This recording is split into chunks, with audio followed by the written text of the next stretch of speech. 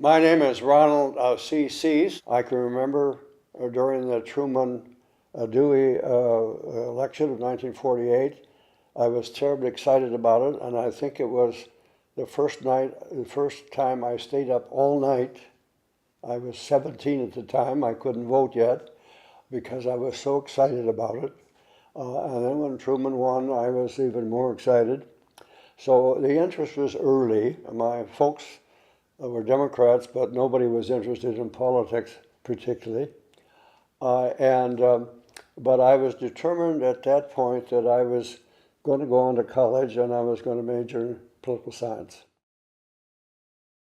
That really was the beginning of what I'd call my political work, political and governmental work in Oregon. About 1970, really, when I was selected as one of four people to work with Governor McCall's office in terms of looking seriously at government reform of state government.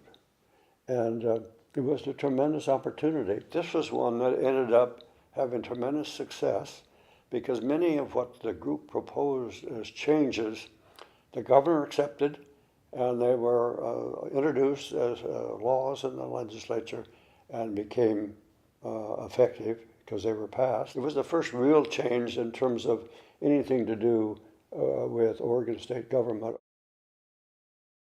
I never really thought of running for the legislature.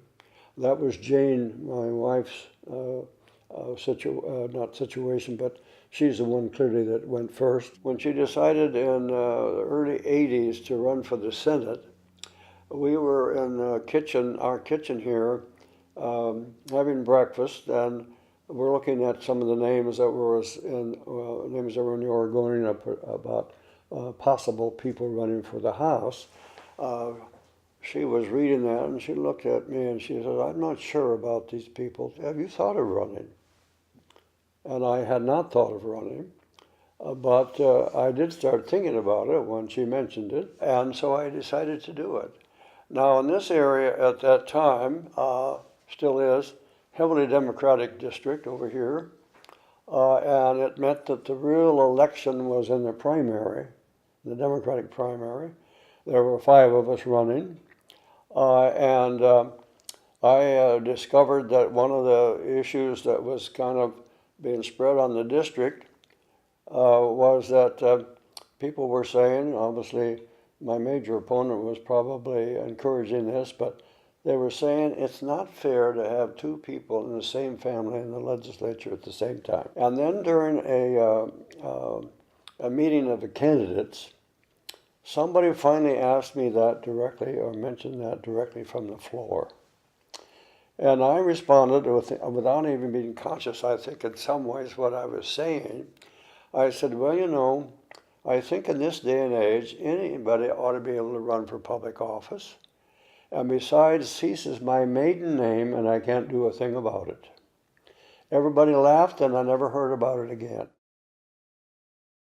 At that time in Oregon was one of about four states that did not have what is called a environmental crimes law.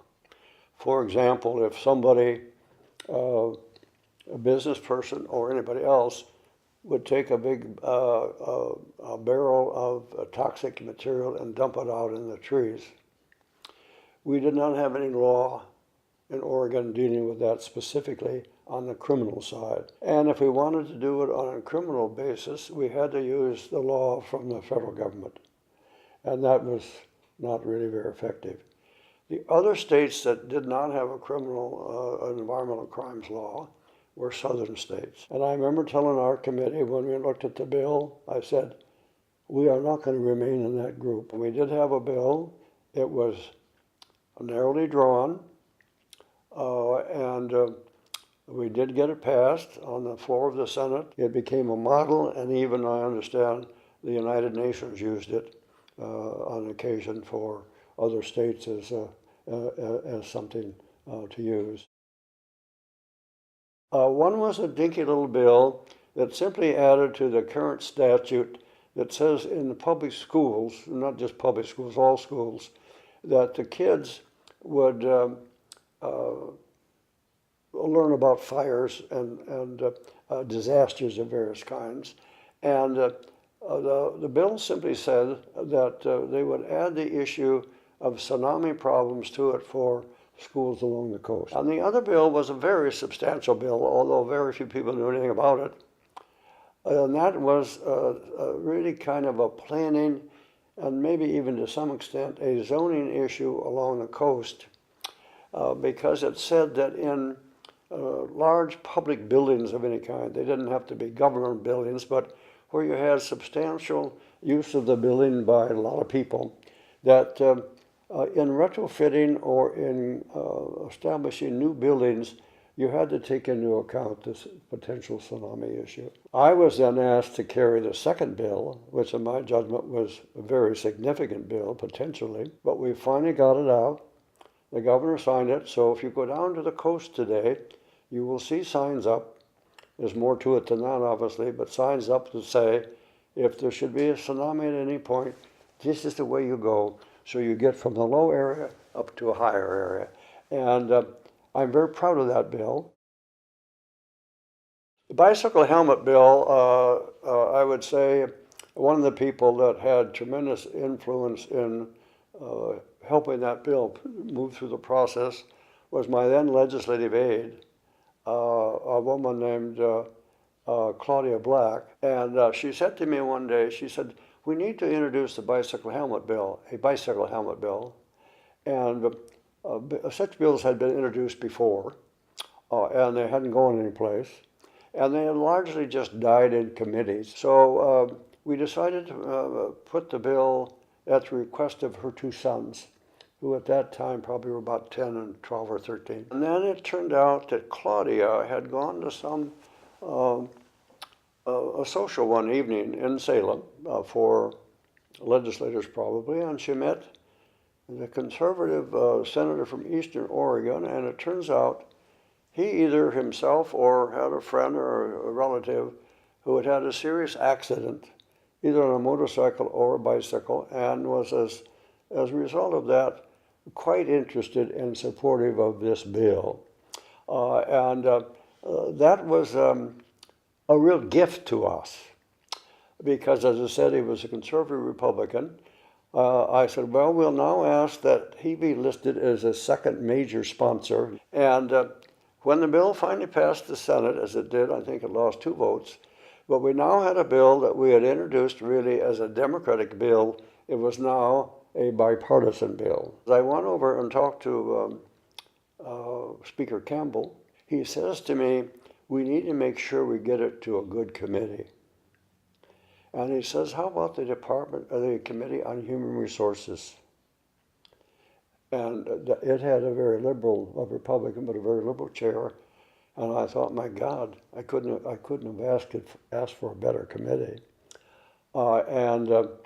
So we managed to get it out, and the bill became law. I'm not only very proud of that piece of legislation, but you better believe that Claudia Black was also very proud of it, because she played a real role in seeing us get it done. Probably the most important piece, item you need to be aware of as a legislator, other than simply understanding what the process is, and that is human relationships. Dealing with people, if you like and respect them, of course, it's more helpful than if you don't. The times where I've had somebody go an extra mile for me has made the difference of achieving something or not achieving it. I have seen legislators, for example, who are knowledgeable, who are bright, but don't have good personal relationships. They have problems, and they lose votes sometimes because of that. When you're in the minority, you can still influence in the making of some bills, but you're not running the agenda. And if you've run or been involved in running the agenda before, it's a tough place to be. On the other hand, you can have an impact, and if you've had decent relationship with your colleagues, say, particularly in the opposite party, you're more likely probably to enjoy what you're doing. If you're a citizen, you're a voter, and if you look at what's going on, I think particularly at the national level, but it's not limited to that level, there is so many interesting things going on, unusual in a lot of ways, and you ought to pay a hell of a lot of attention to it.